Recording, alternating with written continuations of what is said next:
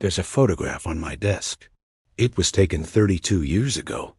I'm 28 in that picture, standing in front of my first car, convinced I had the entire world figured out. I thought I knew exactly where I'd be at 60, the house I'd own, the retirement account I'd have, the life I'd be living. I was wrong about almost everything. But here's what nobody tells you when you're younger, and what I wish someone had told me back then. Being wrong about your plans doesn't mean you've failed. Sometimes it means you're finally ready to succeed.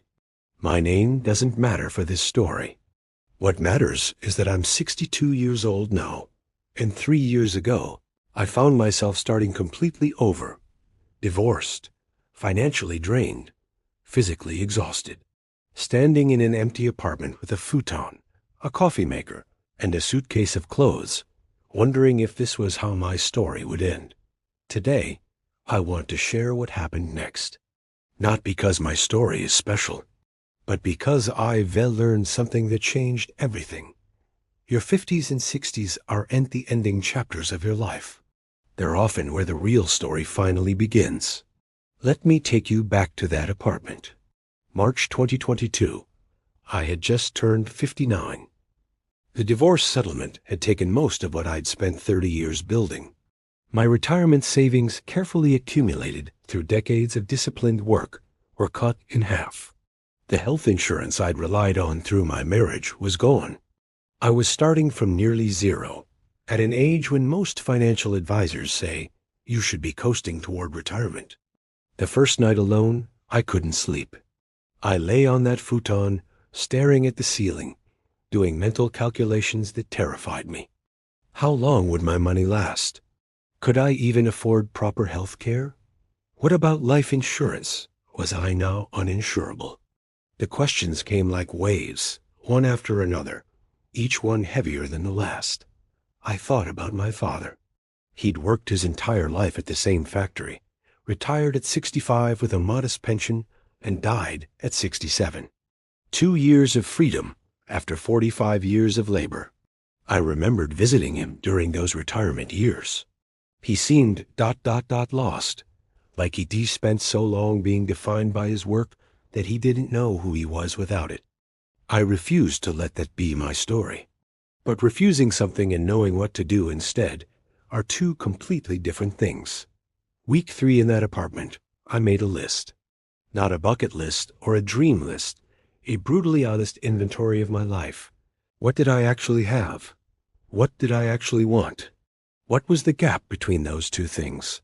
What I had, $47,000 in remaining retirement savings, a 10-year-old car, decent health, 40 years of professional experience, and no debt. What I wanted, financial independence, quality health care, peace of mind, purpose, and the ability to help my grandchildren. The gap felt impossible, crushing. How do you build financial security from scratch when you're pushing 60?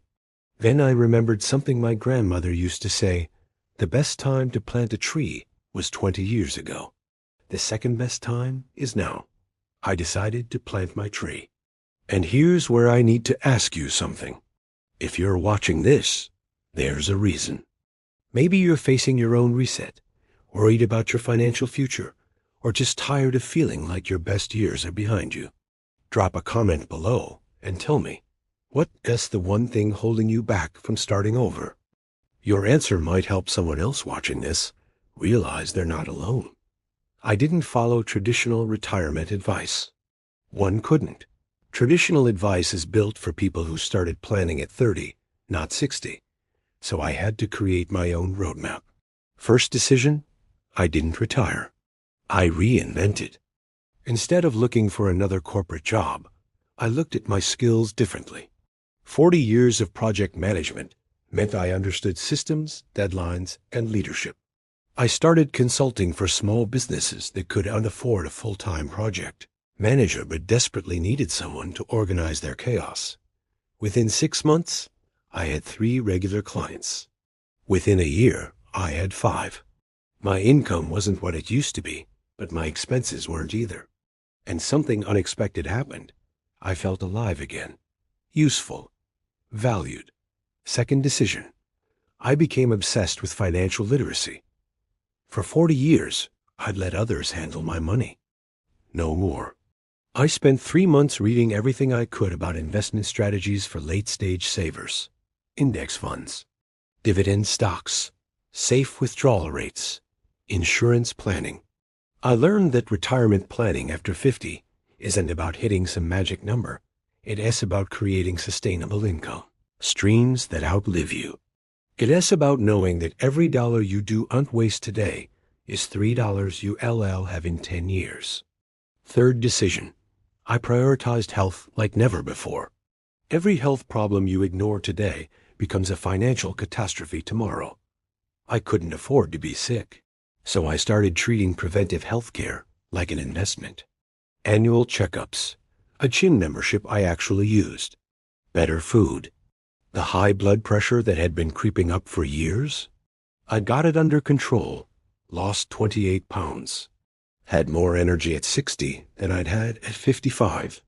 It's not just feel-good advice, it's economic strategy. About a year into this journey, something shifted in my brain.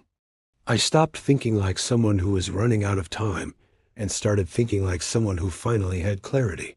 I met a woman named Patricia at a financial planning workshop, 73 years old, sharp as a blade. She'd started her first business at 68. She told me something I'll never forget. Young people have energy, but no wisdom. Old people have wisdom, but think they have no energy. The secret is realizing that wisdom is a force multiplier.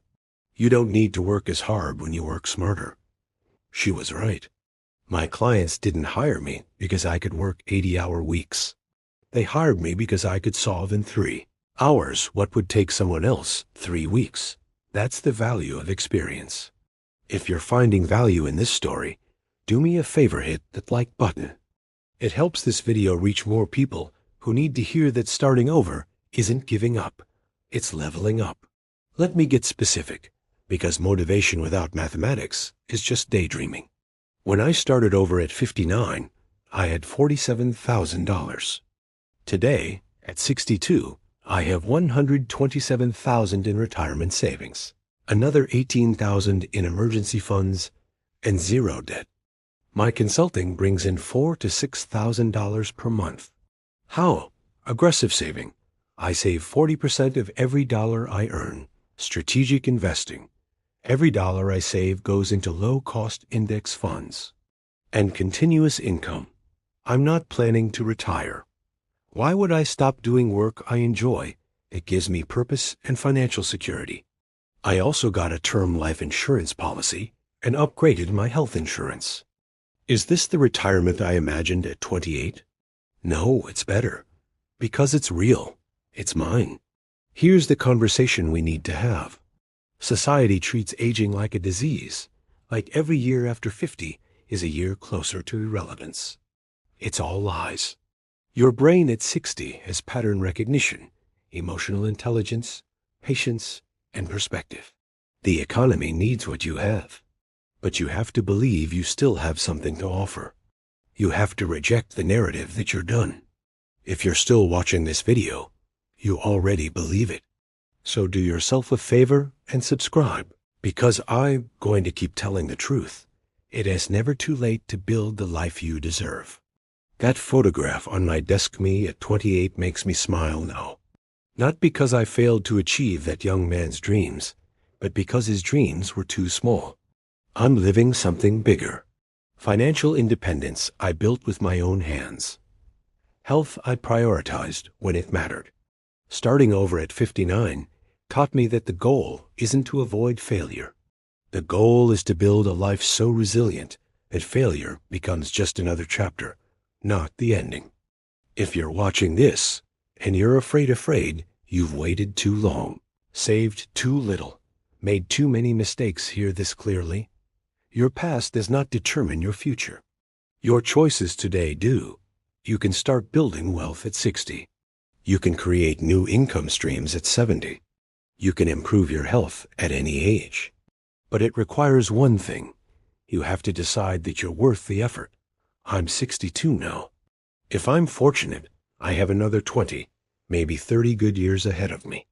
That's enough time to write a book, start a business, and leave a legacy. But only if I treat those years like they matter. The same is true for you. Whether you're 50, 60, or 70, you have time. Not infinite time, but enough time to build something meaningful. Remember what my grandmother said? The second best time is now.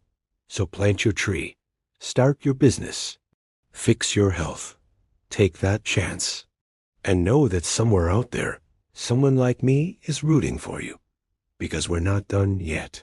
Not even close. We're just getting started. What will you start building today? Drop your answer in the comments. Your future self is watching.